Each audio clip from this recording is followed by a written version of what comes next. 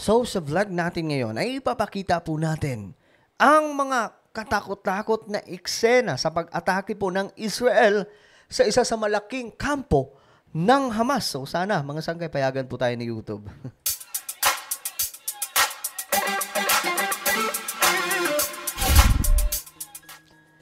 Hello, what's up mga sangkay? Kamusta po kayong lahat? Lalong-lalo na po yung mga taga-subaybay natin. Pero, syempre, higit sa lahat, ay yung mga solid sangkay dyan na lagi pong sumusuporta sa mga ina-upload nating video. Bago tayo magsimula mga sangkay, pag-subscribe po muna itong ating YouTube channel. Ayan po. Makikita nyo po yung subscribe button sa ibaba ng video na to. Ang gawin nyo lamang, check nyo po yan. Tapos i-click nyo yung bell at i-click nyo po yung all. Ulitin ko. Click the subscribe down below, click the bell, and click all. Ganun lamang kasimple. At kung kayo ay nanonood sa Facebook, huwag nyo pong kailimutan na pindutin nyo po yung follow. Okay? I-follow nyo po ang ating Facebook page. So, ito na nga guys. Sana payagan po tayo ni YouTube, no? Ito po kasi, mga ano kasi to, ito yung mga eksena na talaga nga namang hindi ko alam kung papayagan ito ni YouTube. Pero pinayagan naman po itong nag-upload, no? So, gusto kong i-share sa inyo itong mga talagang makapanindig balahibo mga sangkay. Okay. Ito kasi, itong malaking hospital, okay, na nilusob po ng Israel, ito po yung sinasabing ilalim na ito, command center ng Hamas. Ang ginawa ng Hamas, ginawang kampo yung ilalim ng lupa ng hospital na ito. Bakit? Para ang maging panangga nila laban sa Israel ay yung mga nasa ibabaw, which is ito po yung mga pasyente, yung mga tao na nasa hospital. Diba, ganun po kaloko-loko itong Hamas mga sangkay. Akalain mo yung mga pinatayuan po nila ng mga kampo nila sa ilalim ng lupa, ito po yung mga lugar na kung saan matao. Para ano? Yun po yung kanilang magiging shield against Israel. Yan po mga sangkay.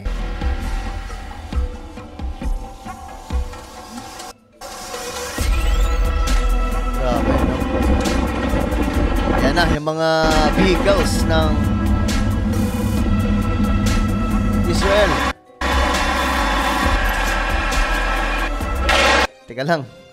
Ang gawin lang natin, tanggalan po natin ang tunog para kahit papaano hindi tayo maano ng YouTube. Ayan mga sangkay, makikita po natin yung mga tangke mismo, no? At yan po, Israel forces attack Hamas tunnel in heart of Gaza. Ayan po, makikita nyo po mga sangkay. Yan po yung mga lagusan papunta po sa kampo ng Hamas. O, nakita din po nila mga sangkay yung mga weapons sa kanilang pag-atake. Doon po mismo sa ilalim ng hospital, yung pinaka, basement. No, papunta po doon sa tunnel. So, hindi pa po nila gaanong nakukubkub talaga. Yung iba nga, mga sangkay, hinuhukay po ng backhoe, ng bulldozer. Kaya nga lang, malalim po talaga yung hukay kasi inspired by Vietnam War itong ginawa ng Hamas. Grabe, no? Kampo sa ilalim ng lupa. Tapos ang ginawa po nilang mga command center, ito po yung mga matataong lugar. Mautak po talaga. Kaya nga lang, walang puso kasi parang nangyari, yung mga Palestinians po yung kanilang isinubo. Okay. Ito, ipakita natin. Ito po yung mga nakita pong mga weapons. Explosive. These are vests with explosive. Yeah,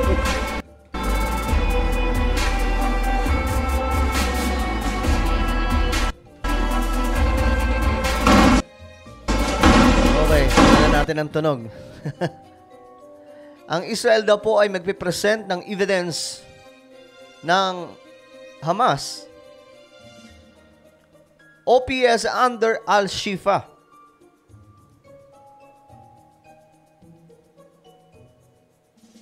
Grabe, no? Ito ang nakakatawa mga sangkay. Kinukondem po ang Israel raid sa hospital na ito. Pero hindi po nila kinukondem ang Hamas na siyang nagpatayo ng kampo na nasa ilalim ng lupa at ang ibabaw po, yun po yung mga matataong lugar.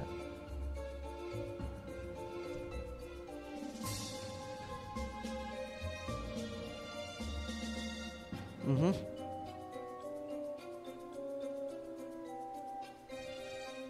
Grabe, oh. Inspired by Hamas could attack US. Ay, hindi malabo mga sangkay, no? Alam nyo, ang Amerika kasi ngayon, nasa ano din sila, under threat din po sila kasi marami po doon ngayon ang naglalabasan na makahamas. Actually, hindi po sila pro-Palestine eh. Hindi po talaga sila pro-Palestine. Sila po ay pro-Hamas. Ginagamit lamang po nila yung Palestinian people para po hindi magmukhang ano sila, magmukhang pro-Hamas. Kasi kung pro-Palestinian po talaga sila, dapat kinukundi na po nila yung Hamas. Kasi sila po yung unang-una na nagpapahamak sa Palestinians. Kaya nga ako mga sangkay, ako po ay pro-Israel and pro-good people in Palestine. Yun po yung stand ko. No? Bagamat tayo ay pro-Israel, pero sa mga mabubuting tao sa Palestine, tayo po ay sumusuporta sa kanila. Yung mga hindi po sumasama sa Hamas, hindi po sumusuporta sa Hamas.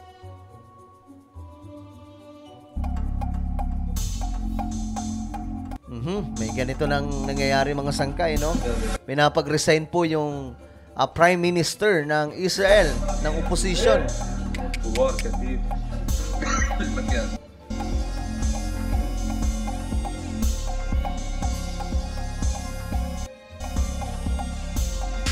Sabi po ni Biden, ang digmaan nito ay hindi matatapos hanggat nangyayari na magkaroon ng dalawang state.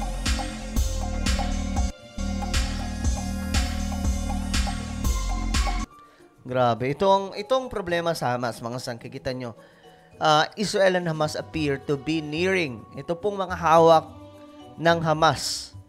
Nagagawin po nilang deal sa Israel. Dito pa lang, mga sangkay, malalaman nyo na ang Hamas po talaga, wala pong mabuting intensyon.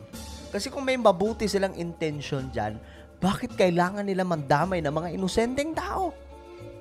Diba?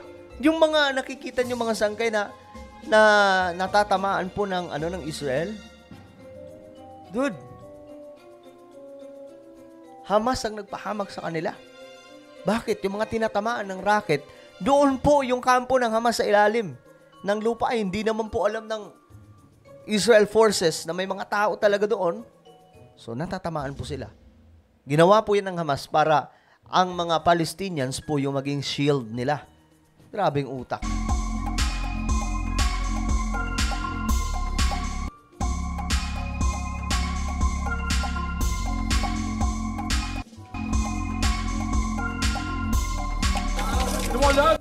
Ayan po, oh.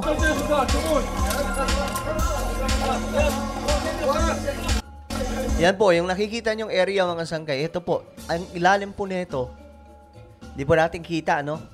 Pero ang ilalim po nito, ito po ay kampo mismo ng Hamas.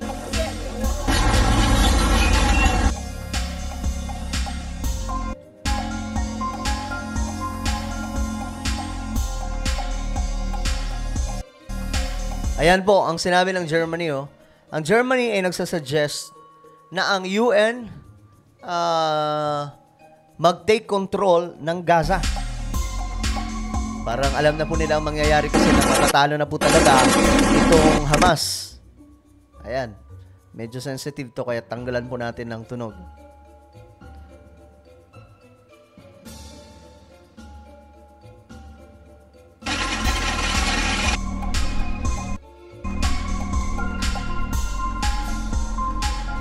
Grabe, oh. Grabe itong ginagawa ng Hamas, oh. Hamas official says, no Gaza evacuations into Egypt. Dito pa lang mga sangkay, malalaman na po natin ang Hamas. Wala pong kwenta, guys. Biruin mo, ayaw po nila na lumikas sa mga tao papuntang Egypt. Why?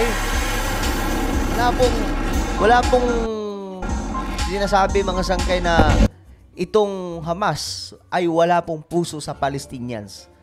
Kasi kung may puso sila, dapat pinapaalis po nila dyan yung mga residente na nadadamay, na iipit ng gera.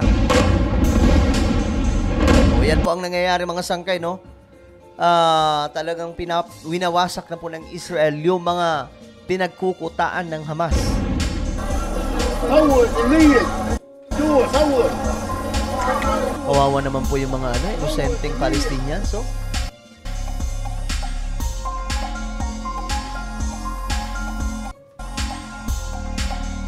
ayun, may mga babae pa pong IDF, oh. Tingnan nyo mga sangkay. Ganyan po yung Israel, no?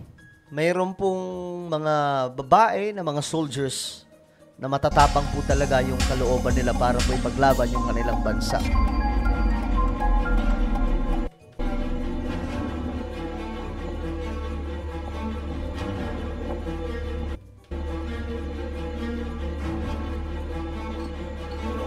Yan, napakarami na pong umalis sa Gaza, mga sangkay. Grabe. Sobrang...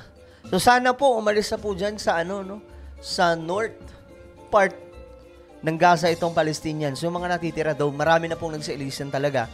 So, sana yung mga natitira pa dyan, umalis na kasi para hindi na po sila madamay. Ay, nako. Ano po ang inyong komento, mga sangkay, sa mga nakita nyong mga katakot-takot po na mga pangyayari sa paglusob po ng Israel sa isa sa malaking kampo ng Hamas, sa isang hospital? I-comment nyo po sa ibaba ang inyong mga opinion. And now guys, I invite you please subscribe my YouTube channel, Sangkay Revelation. Gawin nyo lamang, hanapin nyo po ito sa YouTube, then click the subscribe, click the bell, and click all. Ako na po yung magpapaalam.